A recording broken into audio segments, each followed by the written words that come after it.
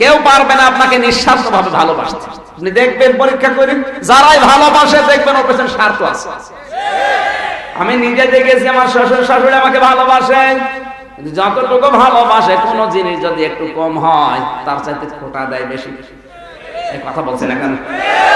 আমার বউ আমারে ভালোবাসে, যতটুকু ভালোবাসে তার চাইতে খোটা দেয় বেশি। তো মা বাবাকে আমি পরীক্ষা করে দেখেছি, 2-3 মাস পরে যদি গ্রামের বাড়ি যায়, কিছু যদি কিনে নিয়ে যায় আমার রাগ করে, কেন টাকা খরচ করবে। শ্বশুর বাড়ি গেলে আগে হাতের দিকে তাকায়। কথা বলছেন।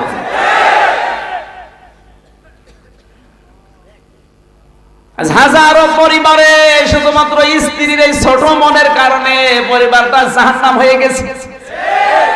সম্মানিত মা বোনরা, আপনাদের হাতে পায়ে ধরে বলছে, পৃথিবীর জমিনটা এখনো সুন্দর করা সম্ভব।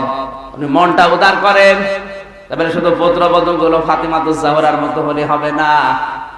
স্ত্রী যারা আছে ওদেরকে তো ভালো হওয়াই লাগবে। পক্ষান্তরে মার বাবা যারা, শ্বশুর শাশুড়ি যারা, এদেরকে উদার হওয়া লাগবে। নিজের মেয়ের ভুল হলে মাফ করে দেয়, আর পুত্রবধূ যদি একটু ভুল করে আগে ছেলের কানে কানে তুলে দেয়, তোরে ভালো না, বাদ দিয়ে দেয়, যতকে টাকা দিতে পারে না, গরিব মানুষের মেয়ে, চেহারা ভালো না, এরকম শ্বশুর শাশুড়ি দেশে নেই।